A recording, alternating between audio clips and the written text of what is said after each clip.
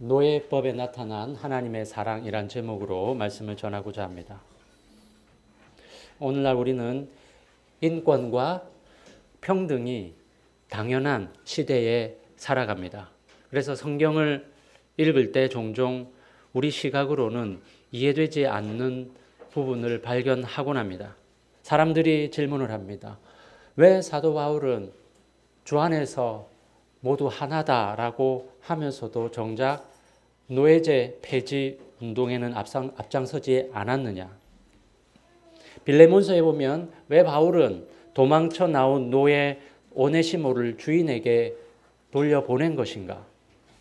현대인의 눈에 성경은 구시대적이고 야만적이라고 생각하기 쉽습니다. 하지만 바울의 권면은 아직 계몽되지 못한 고대인의 이야기가 아닙니다. 바울은 노예였던 오네시모를 향해서 그는 이제 종이 아니라 사랑받는 형제라고 선언합니다. 당시 로마 사회에서는 노예를 형제라고 부르는 것은 있을 수 없는 일이었습니다. 바울은 당장 로마의 법 체계를 바꾸어서 노예 제도를 폐지하려고 들지 않았습니다.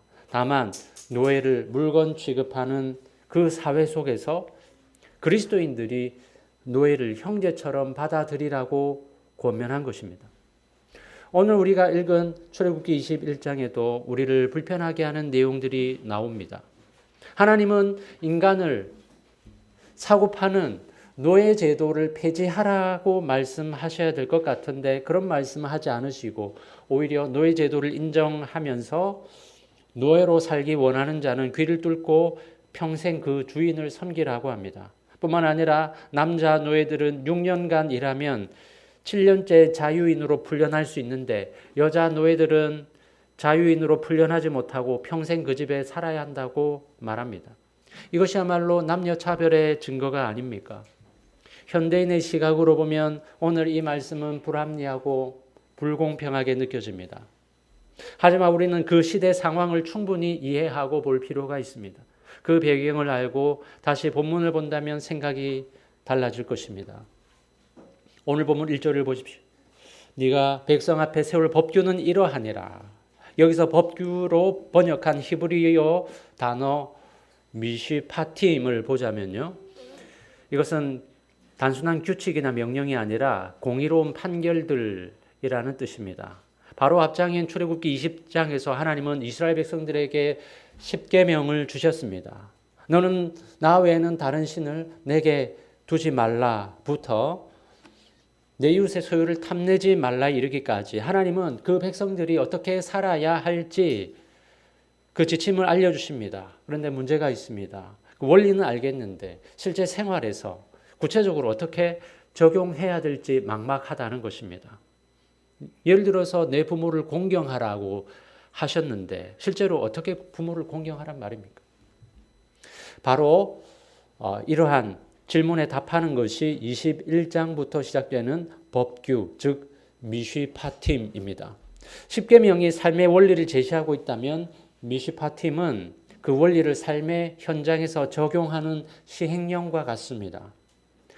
하나님을 사랑하고 이웃을 사랑하라는 10계명의 선언이 일상에서 어떻게 실현되어야 할지를 보여주시는 겁니다.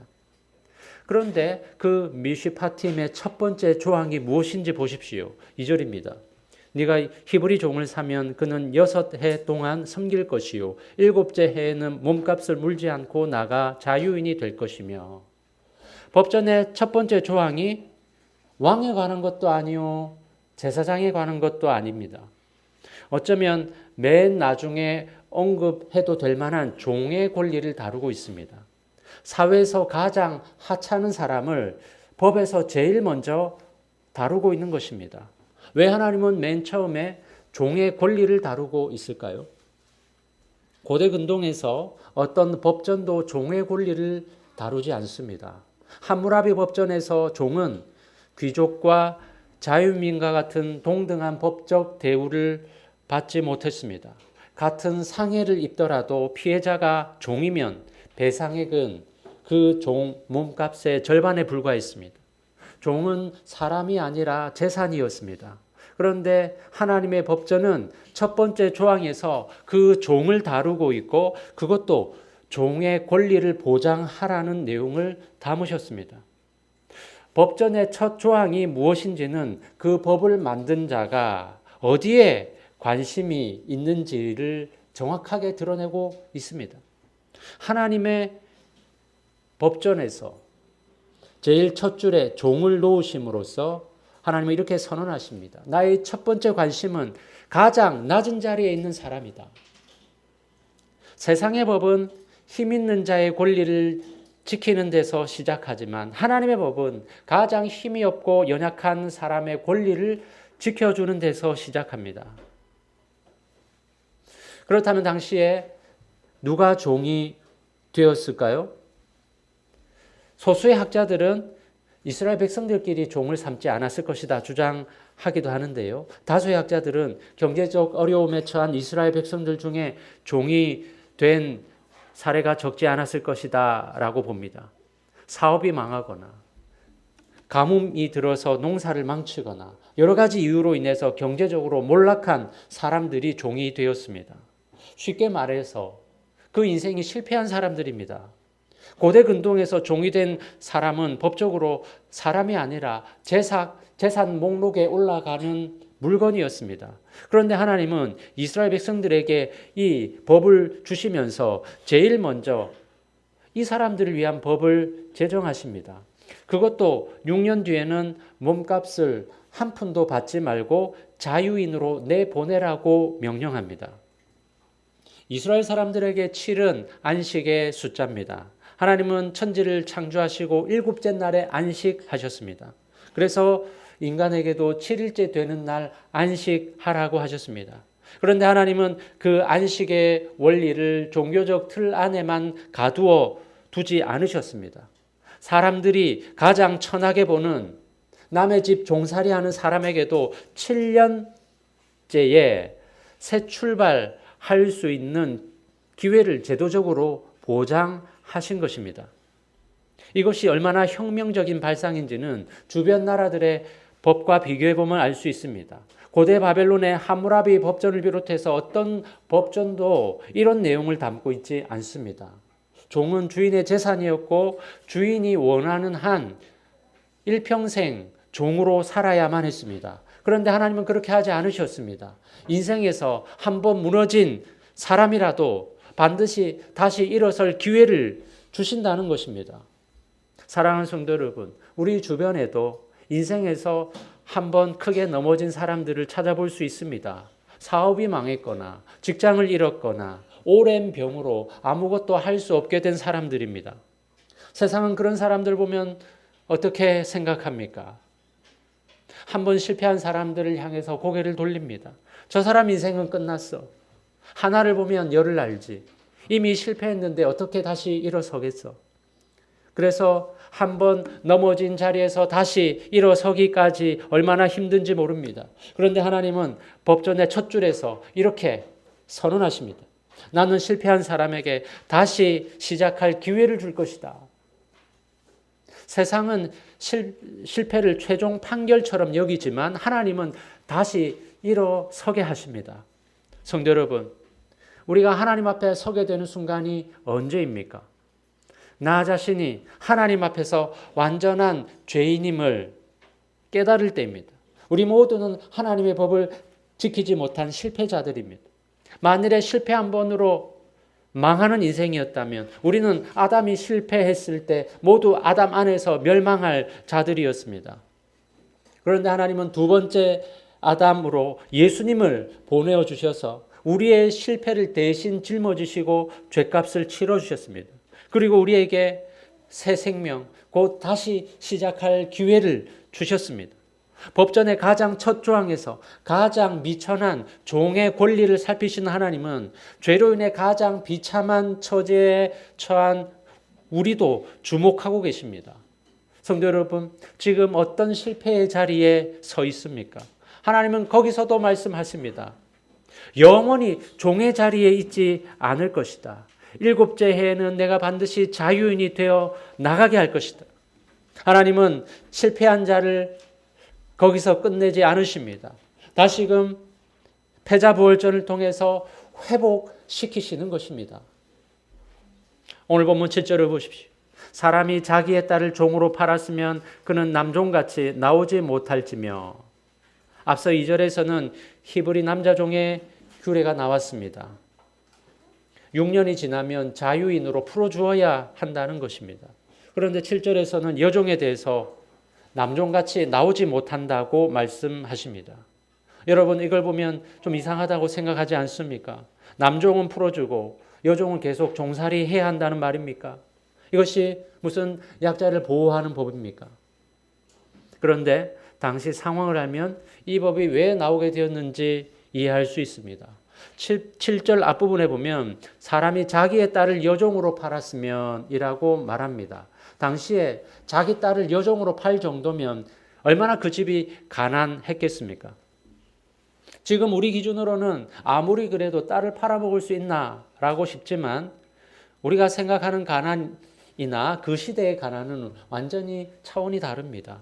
우리 시대의 가난이라고 하면 남들보다 맛있는 거를 덜 먹는 것이고 좋은 집에 살지 못하는 정도입니다. 하지만 그 시대의 가난은 먹을 게 아예 없어서 굶어 죽을 수밖에 없는 상태를 말합니다. 고대 사회에서 가뭄이나 흉작으로 수확이 부족하면 먹을 것이 없어서 곡식을 빌리게 됩니다. 곡식을 빌리면 높은 이자가 붙었습니다. 이스라엘은 아니지만 함무라비 법전에 보면 곡식을 빌릴 때 최대 33%의 이자를 붙일 수 있다고 규정해 놓았다고 합니다. 100만 원 빌린다면 33만 원을 이자로 내야 한다는 것입니다. 거의 사채업자 수준 아닙니까?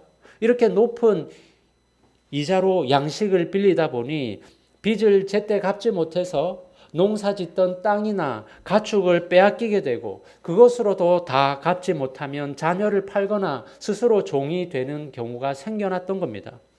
즉 자기의 딸을 파는 순간에 이르렀다면 그것은 이미 굶주림과 빚이 한계에 다다랐다는 뜻입니다. 이때 딸을 다른 집에 팔았다고 해서 그 부모를 비난할 일은 아닙니다. 왜냐하면 이것을 통해서 많은 문제를 해결할 수 있었기 때문입니다. 첫째로 딸을 먹일 양식이 없는 상황에서 딸을 부유한 집에 보내면 적어도 딸은 굶주림을 면할 수 있었습니다. 가족 전체가 굶어 죽는 것을 막을 수 있는 마지막 수단이었던 셈입니다. 둘째로 딸의 혼인 문제를 해결할 수 있는 방안이었습니다. 당시에 딸을 부잣집에 여종으로 보낸다는 것은 단순히 그 집에 집안일만 하는 것이 아니라 주인이나 주인 아들의 처나 첩으로 들어가는 경우가 대부분이었습니다. 가난한 아버지가 딸을 부잣집에 보냄으로써 딸의 결혼 문제를 해결할 수 있었습니다. 셋째로 신랑 측으로부터 지참금을 받아서 굶주림을 면할 수 있었습니다. 당시에는 결혼을 하면 신랑 측에서 신부 측에 지참금을 주어야 했는데 딸을 종으로 보내면서 딸이 그 남자와 결혼한다는 것을 전제로 미리 지참금을 받았습니다. 그렇다면 왜 하나님은 남종에게는 6년간 일하면 7년째 되는 해 자유인이 될 권리를 주셨는데 여종은 왜 그 집에서 나오지 못하게 하셨을까요? 당시 남종은 노동력을 제공하는 게 전부였지만 여종은 노동력뿐만 아니라 결혼까지 결합된 계약이었습니다. 그러니까 여종은 그 집 주인이나 주인 아들의 첩이나 아내가 될 것을 전제로 종이 된 것입니다. 사실상 여종은 그 집에 시집을 온 것이나 다를 바가 없습니다. 그런데 이 여종을 6년 후에 그냥 내보내면 어떻게 되겠습니까? 이 여종은 오갈 데가 없고 아무것도 가진 것이 없어서 그대로 길거리에 나앉을 수밖에 없습니다. 당시 여성들의 사회적 지위를 생각해 본다면 그 시대에 여자 혼자서 살아간다는 것은 너무나 막막한 일입니다. 그래서 하나님은 이 여종을 무책임하게 내쫓는 행위 자체를 막기 위해서 이 법을 주신 것입니다. 8절을 보십시오. 만일 상전이 그를 기뻐하지 아니하여 상관하지 아니하면 그를 속량하게 할 것이나 상전이 그 여자를 속인 것이 되었으니 외국인에게는 팔지 못할 것이요. 여기서 상관하다라는 말은 아내 삼기로 약속하다는 뜻입니다. 그런데 주인의 마음이 변해서 이 여자를 아내를 삼지 않겠다고 결정하면 어떻게 해야 된다고 말합니까? 약속을 파기한 것은 주인이기 때문에 하나님은 그 여종이 아무 대가 없이 풀려나도록 하라고 하셨습니다. 근데 본문은 여기서 멈추지 않고 여종을 위한 안전장치를 더 마련하십니다. 외국인에게는 팔지 못할 것이요. 하나님이 주인에게 여종을 아내로 삼지 않으려고 하면 풀어주라고 하셨기 때문에 이 법이 적용되는 이스라엘 백성들에게는 여종을 팔고 싶어도 팔 수가 없습니다. 그런데 이 법을 회피하려고 율법이 적용되지 않는 외국인에게 팔아 넘기려는 사람들이 있었습니다. 그런데 이스라엘 여종을 외국인에게 팔아 넘기는 것은 여종에게 치명적인 결과를 초래하게 됩니다. 왜냐하면 외국인들은 하나님이 정하신 율법을 지킬 의무가 없기 때문입니다. 그러므로 외국인이 여종을 사게 되면 여종을 부려먹다가 중간에 버리든지 죽이든지 해도 아무런 상관이 없게 됩니다. 따라서 하나님은 약속을 파기한 주인이 여종을 더 깊은 구렁텅이로 빠뜨리지 못하도록 차단하신 겁니다. 여종을 자유롭게 내보내라. 이때 율법의 의무를 할 필요가 없는 외국인들에게 넘기는 것은 절대 안 된다. 이것이 하나님의 법입니다. 강자가 약자에게 해야 될 의무를 다하지 않아도 아무런 책임을 짓지 않는 사회, 강자가 편법을 써서 빠져나가는 사회, 하나님은 그런 사회를 허용하지 않으셨던 것입니다. 9절을 보십시오. 만일 그를 자기 아들에게 주기로 하였으면 그를 딸같이 대우할 것이요. 여기에 보면 주인이 아들에게 이 여종을 주었다면 여종을 딸같이 대우하라고 명령하십니다. 여기서 하나님은 며느리처럼 대우하라고 하지 않으셨습니다. 왜 며느리가 아니라 딸입니까? 고대 사회에서 며느리와 딸은 법적 지위가 달랐습니다. 며느리는 남편이 살아있는 동안만 보호받습니다. 그러나 남편의 마음이 변하거나 남편이 세상을 떠나면 어떻게 됩니까? 시댁의 결정에 따라 대우가 달라집니다. 그러나 딸은 가족이기 때문에 아버지가 끝까지 책임을 져야 합니다. 주인이 그 여종을 자기 아들과 결혼시키더라도 하나님은 그 책임을 아들에게 떠넘기지 못하도록 하셨습니다. 약속을 주도한 아버지가 끝까지 책임을 지라는 것입니다. 여기서도 가장 작고 연약한 자를 보호하시는 하나님의 성품이 드러납니다. 종으로 팔려온 여자를 며느리가 아니라 아버지가 책임을 져야 되는 딸로 대우하라고 하십니다. 10절에서는 만일 상전이 다른 여자에게 장가들지라도 그 여자의 음식과 의복과 동침하는 것을 끊지 말 것이요 라고 했는데요. 당시 사람들은 결혼을 해도 첩을 들이는 경우가 많았습니다. 그러면 그 전에 시집을 왔던 아내나 첩은 남편의 관심 밖으로 밀려나기 쉽습니다. 그 사람이 여종이라면 더욱 그랬을 겁니다. 하지만 하나님은 이때라도 먼저 맞이한 여종에게 세 가지 권리, 음식, 의복, 잠자리는 지켜주어야 한다고 하십니다. 음식과 의복은 생존에 필요한 최소한의 조건을 보장해 주라는 의미고, 동침은 부부로서의 의무를 다하라는 말입니다. 게다가 동침은 성적인 의무뿐만 아니라 자녀를 출산하는 수단이기 때문에 동침을 거부하면 자녀를 낳을 수 없다는 점에서 하나님이 그것을 중요하게 보신 겁니다. 여기서 핵심은 남자가 다른 여자를 드릴지라도 먼저 결혼한 여종에게 경제적인 것뿐만 아니라 정서적인 부분까지도 끝까지 책임을 지라는 겁니다. 사랑하는 성도 여러분, 이 법이 오늘 우리에게 어떤 메시지를 전하고 있습니까?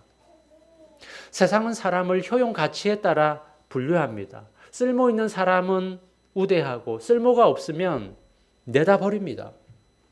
앞으로 AI 시대에 많은 일자리가 사라진다고 하는데 우리 사회는 어떻게 될까요? 사회적 기여를 하지 못하는 사람, 효율이 떨어지는 사람, 시스템에 적응하지 못하는 사람은 어떤 취급을 받게 될까요? 무가치하다고 여기지 않겠습니까? 그런데 오늘 본문 10절을 보십시오. 하나님이 보호하시는 여종은 누구입니까? 주인의 마음에 들지 않는 여종입니다. 새 여자가 생겨서 관심 밖으로 밀려난 여종입니다. 세상의 눈으로 보면 효용 가치가 끝난 사람입니다. 그런데 하나님은 그 여종을 어떻게 대우하라 하십니까? 다름 아닌 딸로 대우하라 하십니다. 종으로 들어왔는데 가족으로 대접하라 하십니다. 가족은 쓸모가 있을 때만 함께하는 사람이 아닙니다. 자녀가 공부를 못해도 가족이고 부모가 늙어서 아무 일도 못해도 가족입니다. 평생 장애를 가지고 있어도 가족이고 실직을 해서 백수가 되어도 가족입니다.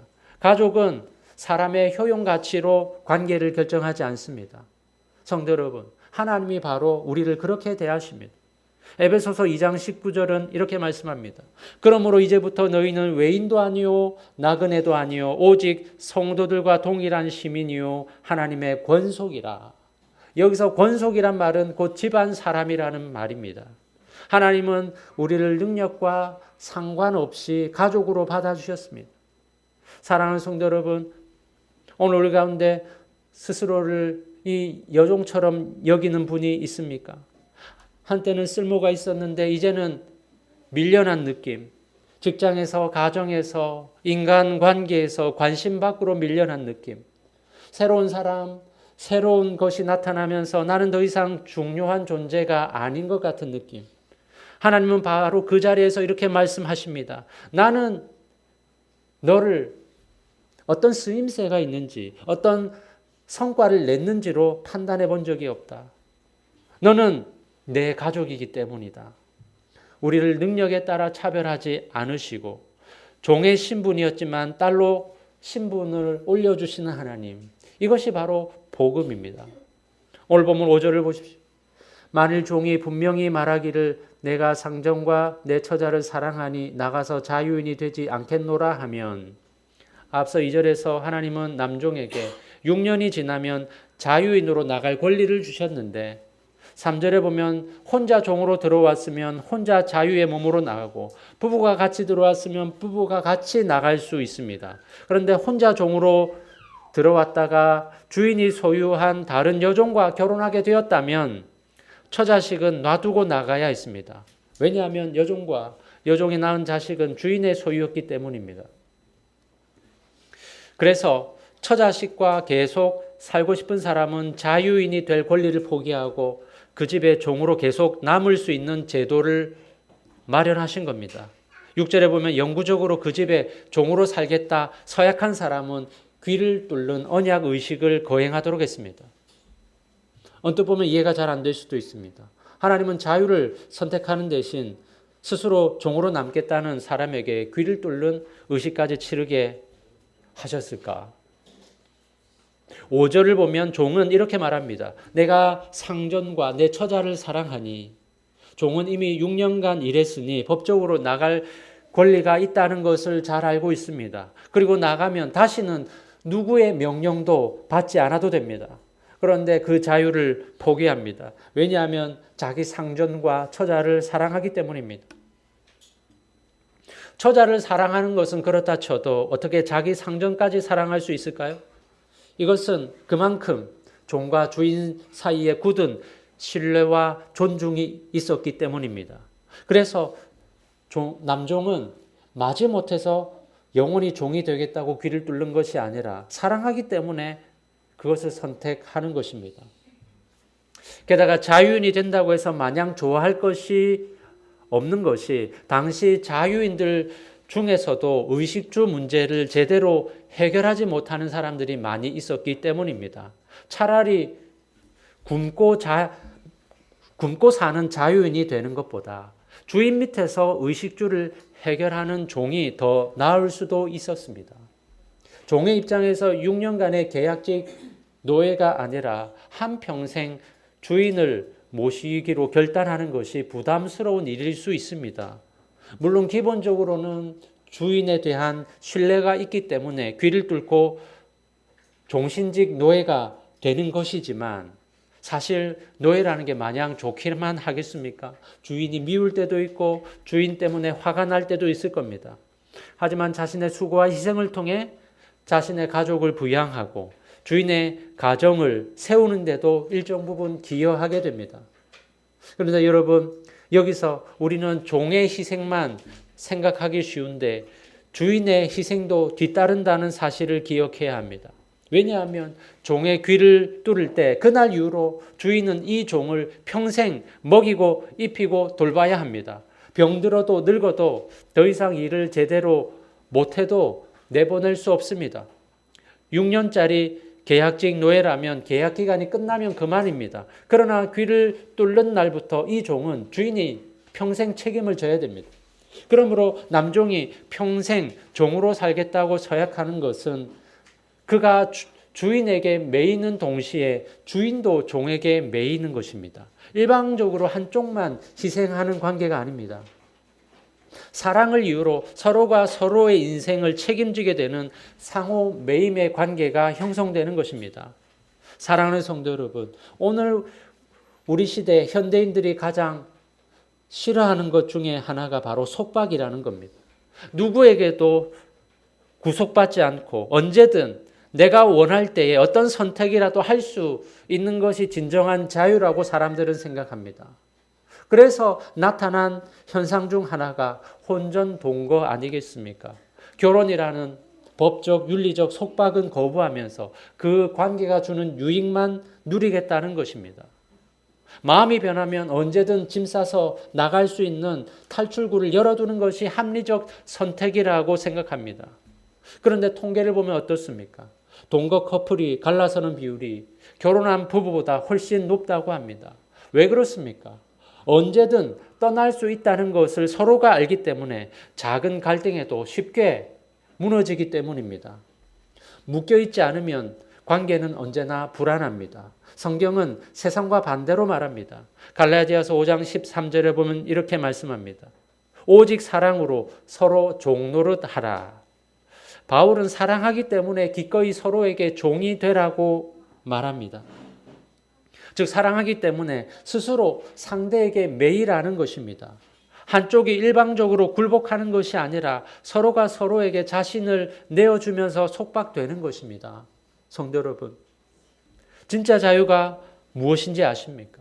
내가 병들어도, 내가 실패해도, 내가 더 이상 예전 같지 않아도 이 사람이 나를 떠나지 않을 것이라는 확신이 있을 때 사람은 비로소 온전한 자유를 누릴 수 있습니다. 역설적이게도 매임 안에서 진정한 자유가 생겨나는 것입니다. 이것이 상호 매임의 신비입니다. 문설주 앞에서 종이 귀를 뚫는 것처럼 예수님은 십자가 위에서 손과 발이 뚫리셨습니다. 그것은 우리와 영원히 함께 매이겠다는 하나님의 선언이었습니다. 그분은 영광과 자유를 포기하고 죄인된 우리와 함께 묶이기로 선택하신 겁니다. 이것이 바로 하나님이 우리와 관계를 맺으시는 방식입니다. 성도 여러분, 오늘 우리는 어떤 방식으로 인간관계를 맺고 있습니까? 내가 유익할 때만 함께하고 불편해지면 언제든 떠날 수 있는 관계를 유지하고 있지 않습니까? 가정에서, 교회에서, 일터에서 우리는 얼마나 기꺼이 상대에게 매이고 있습니까? 예수님은 우리와 영원히 함께 매이기 위해서 스스로 십자가라는 문설주 앞에서 귀를 뚫으셨습니다. 그 사랑에 붙잡힌 우리도 이제 그와 같은 방식으로 살아야 됩니다. 누군가에게 기꺼이 매이는 것, 내 자유를 내어주고 그 사람의 아픔과 필요에 묶이는 것, 그것이 바로 예수님을 따르는 삶입니다. 오늘 우리는 출애굽기 21장을 통해 노예를 대하시는 하나님을 통해서 그분이 어떤 분이신지 살펴보았습니다. 삶의 실패로 인해서 노예가 된 사람에게 7년째에는 노예 신분을 벗겨주심으로 하나님은 실패한 자리에서 다시 일어설 기회를 주시는 분입니다. 또 하나님은 비록 여종으로 팔려온 자라도 가족으로 대우하시는 분입니다. 그리고 하나님은 종이 귀를 뚫을 때 주인도 같이 묶이는 구조를 만드심으로 서로가 사랑으로 매이게 하십니다. 이 모든 것을 예수님이 다 보여주셨습니다. 그분은 죄로 인해 완전히 무너진 우리에게 다시 일어설 기회를 주시기 위해서 이 땅에 오셨습니다. 그분은 외인이요 나그네였던 우리를 하나님의 가족으로 받아주시기 위해서 자신의 몸을 내어주셨습니다. 그리고 그분은 우리와 영원히 함께 매이기 위해서 십자가에서 손과 발이 뚫렸습니다. 이것은 내가 너희를 사랑하기 때문에 영원히 함께 하겠다는 하나님의 선언이었습니다. 사랑하는 성도 여러분, 바로 이 예수 그리스도의 사랑에 붙잡히십시오. 실패 앞에서도 다시 일어서고 종에서 하나님의 가족으로 불러주심에 감사하고 기꺼이 누군가에게 매이며 살아갈 수 있는 모든 성도 되시기를 주님의 이름으로 축원합니다.